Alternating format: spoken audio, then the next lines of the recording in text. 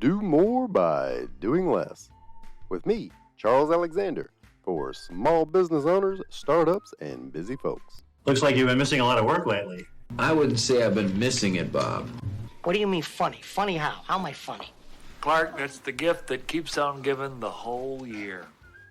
A few years ago, post-pandemic, pre-now, I had a day full of clients all coming to see me. In person, it was awesome. Two of those clients, in a back-to-back manner, were both in the medical field. In fact, both of them had local family practitioner offices. Really cool. Don't know how they both ended up on the same day, but great for me because I was planning on giving both of them the same advice. 2 for 1. First one, Mandy. She rolled in not just on time, but in fact, early. 9 a.m. appointment. She's here 5 till. I asked if it was okay if she come in. Come on in, Mandy. Everybody in town knows Mandy. They love her. She active in the community, serves on a board or two, does the Rotary, does the chamber, church actively. Great. Love Mandy. So Mandy has a bit of a different type of practice. She does some more concierge medicine, and I'm probably butchering that term, but the concept is that it doesn't always take insurance. You can either do a regular doctor visit with her, or you can do the flat fee thing. Pay it every month, unlimited doctor visits, call her, text her. She takes care of her clients. And she was trying to grow more toward that area. And she was preparing to open a second location. Yay, Mandy. So you wanted to come see me, make sure she had all of her ducks in a row. I'm prepped and ready. I got my bullet point list. I'm sure she skipped something. So, Mandy, have you got your second location picked out? Oh, yes, of course. We have it already. Got the lease signed. Life's good. Okay. Well, do you have the signage? Do you have all of the paperwork? Yep, all taken care of. Cool. Do you know what you need to do for that one cash flow wise? Have you done a cash flow projection? Yes, of course. She showed it to me. It was very conservative based off her previous numbers or how she started up to this one. And she had cash set aside, capital. Good for Mandy. So we looked at other stuff. Mandy, do you have the tasks all kind of laid out? I mean, I know you already know how to do it at your previous location, but do you have an employee handbook? Do you have the processes and procedures for keeping up with your clients and doing the intake forms? Yep, had it all documented, SOPs, even some videos. Well, do you have some people identified? Yep. In fact, I've already got them hired. I've started training them. Mandy didn't need me. She just wanted a little validation, and I gave it to her. In fact, we had a rough time when we got done. I started asking her questions. Mandy, how do you handle all of this? How do you spend your time in the morning? How do you delegate the tasks? How do you make decisions quickly? How, all these things. And she gave me some full answers. I'll share those with you here in just a second. Because next, I want to introduce you to Doug. Doug was supposed to have an appointment with me at 10. He rolls in about 10:30, 10:35. He's a hot mess. He comes in on his phone and is looking at everything else under the sun, trying to figure out if he's in the right location. I've known him, I've met him. He reintroduces himself to me. He seems frustrated. He sits down and with a big, okay, how is it? Ah, just another day, man. Just kind of shrugs his shoulders. Every day's a Monday to him. And he's still on his phone. He's kind of scrolling through, shaking his head. I said, Doug, how are things going with your practice? And he's still running more of a traditional practice. He kind of shrugs his shoulders. He's able to make a living, has enough cash left over to join the country club and get out on his boat once in a while, but not nearly as often as he likes. And Doug is asking me just a ton of questions. And then as I start to answer his questions, he'll interrupt me with a new question.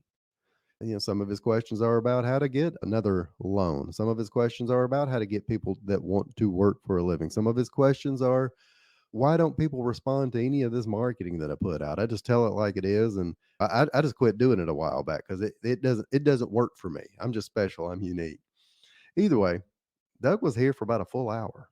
I don't really know what we talked about. We were all over the place. He would pick up his phone. He would answer his phone. He would start to ask me a question. Then he would Google the answer himself, tell me to hold on a minute. Either way, I was tired. We got done. I thought it'd be interesting. I'll just ask Doug some of these same questions I asked Mandy. Doug, tell me about your time on the phone and how you spend your mornings, how you delegate stuff. So look, his answers were polar opposite of Mandy. I asked Mandy simple things. First and foremost, I don't know how we came across this. I guess there had been enough documentaries that had come out. She wanted to talk, one, about the time she spends on her phone. And she'd gotten her focus down to about an hour, hour and a half tops. And there's a lot of work things she does on her phone, but she deleted all of the apps she didn't use. The ones that she wanted to hang on to, she put them in a folder and kind of put them out of the way, but no Facebook, no bubble breaker, none of that stuff. And I have followed suit. I've got mine down to, I don't know if you can see this, about an hour and a half of my phone use. And I'm not a very active doom scroller. Neither is she. She said she wanted to keep up with a lot of things, but as she scroll, she realized what the mental effect was on her. Not just the time, the average Gen X or boomer, whoever will spend 3.5, 4.5 hours. It's not just the millennials, Gen Z, or whatever we're calling the generation of kids these days. We love using that term. It's all of us. And it made a difference in her business, in her booming business. Doug, on the other hand, told me about how he spends about 6 to 7 hours a day on his phone. And he said it in a very proud manner, almost in a condescending way. You don't really understand how this whole medical profession thing works, do you? And as he said it, he just looked back down his phone and just started scrolling mindlessly again. And he's not looking up medical information. The man's not on WebMD. Not that doctors should be there. So, number one, you want to be more like Mandy? Put your phone down. Turn the notifications off. I turned all of mine off a while back. Oh my gosh, the difference it made. And I know the excuses will give it, but what if I miss something important? Try it for a week. Just try it for a week. You might miss one tiny thing that is important, but the trade-off is tremendous. So the risk versus reward is pretty much worth it. So the next thing is talking to Mandy about how she spent her mornings. And again, she brought this up, not me, and I'm glad she did because I'm wanting to talk to her about business practices. She said, "You know what? The biggest thing I've learned to do a few years back was to get up before everybody else in my family did." And she's a wife, she's a mother. She, not to stereotype, but she still does a lot of the mom stuff. Great husband, he chips in, he does a lot of cooking and cleaning, but she still does too. She just not the typical what you might think of a type A driven personality that doesn't do any of that stuff. She's involved. But she says, I like to get up around 5 or 5:15 and she reads, she prays, meditates. In whatever order you want, that's fine.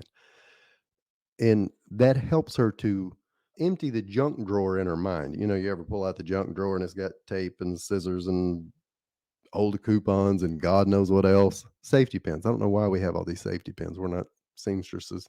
Anywho, she does that and it helps her get focused for the day. And she doesn't always come up with a plan for the day. She just gets quiet, focuses on what's happening right in the moment, as cheesy as that sounds, and that lowers her stress levels and even gives her like a little endorphin release and just makes her happier, more prepared. Talk to Doug. Doug, when do you get up? Man, I used to get up and I'd run every morning, but now I just, I don't have time for it. I have to stay up until midnight doing all this paperwork because I can't find anybody else that knows how to do it. So I get up about 6:37. Well, Doug, what do you do? He just looks at me again like I'm dumb. So, well, first thing I have to do is check my phone and check the news. Got to see what's going on that day. What are the idiots in Washington up to? What's a local city council screwing up? What? He's he's convinced that as a doctor, this stuff is important because if he doesn't know what all is going on in the world, his clients can't trust him.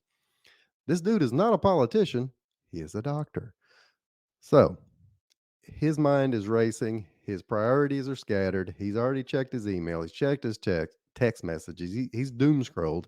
He's got 100 things on his mind before he ever opens the office at work that have nothing really to do with work. And not only if they have something to do with work, it's somebody else's maybe urgent need or priority or something someone else could have taken care of. So, step number two, get your morning straight. I know this is tough for some people and not doable for everybody to the same degree, but if you can get up in the house 15 minutes before everyone else does, this is something very much in common with all of the successful business owners, and I'll throw myself in the mix to a certain degree.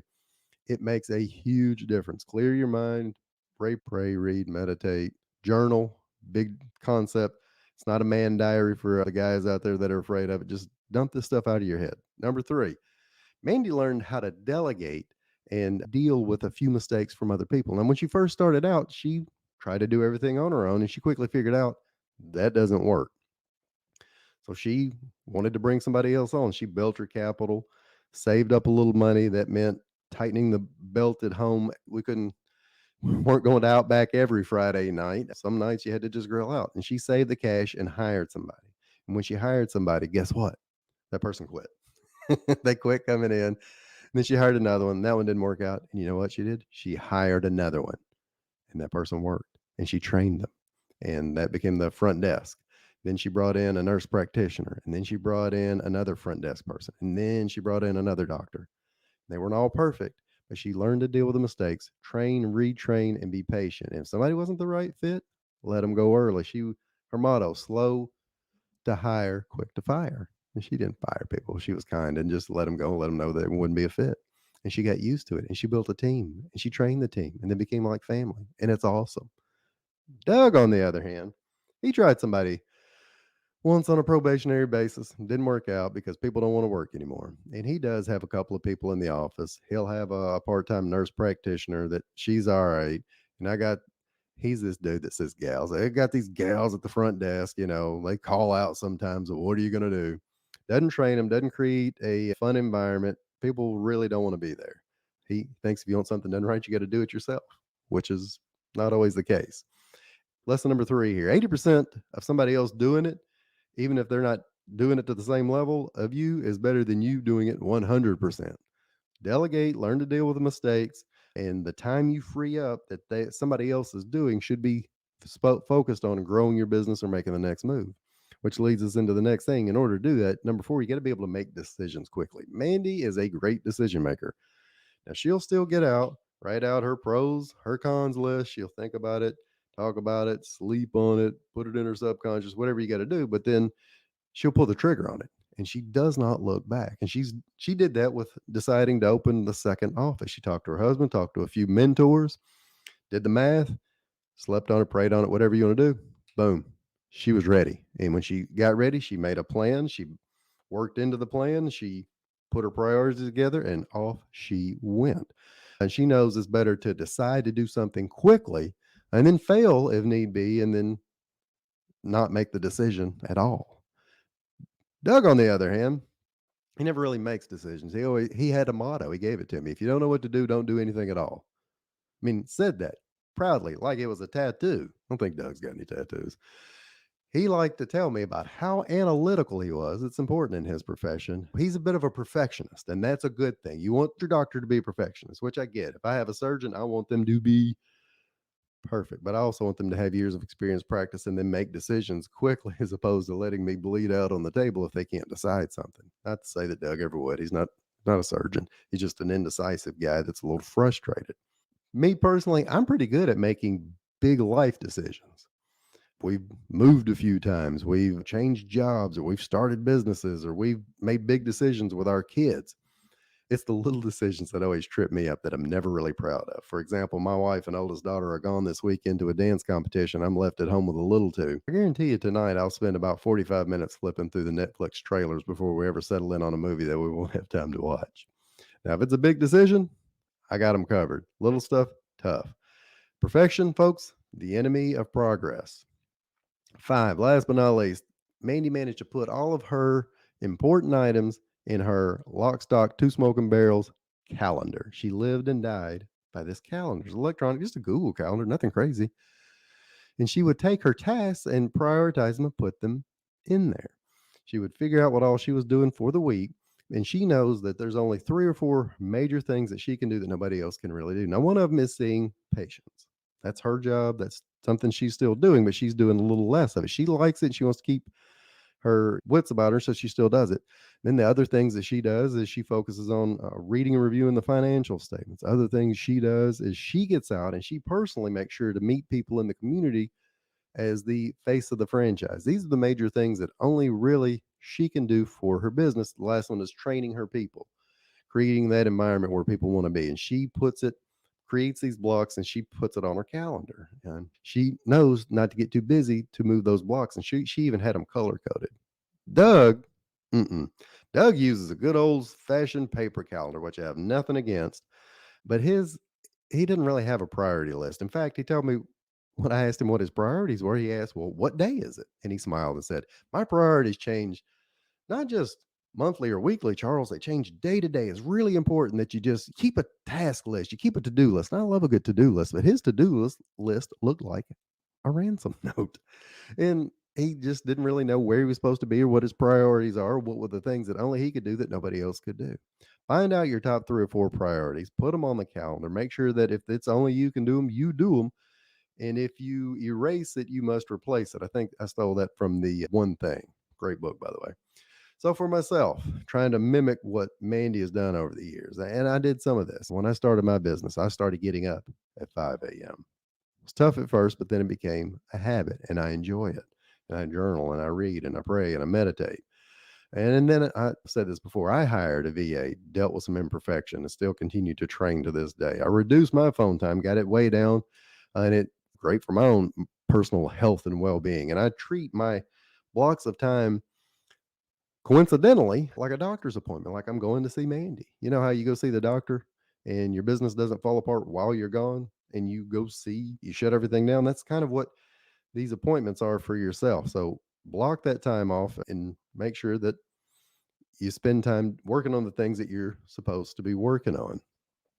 As far as Doug and Mandy both go, they're still both in business. Mandy's thriving, got her second location, stays full most of the time. The new practice that piece that she's added to it's really taken off. Doug, I saw him the other day, quickly made eye contact with him at Kroger, and he just gave me kind of the old shake his head of like every day is a Monday. Wait, don't run off just yet.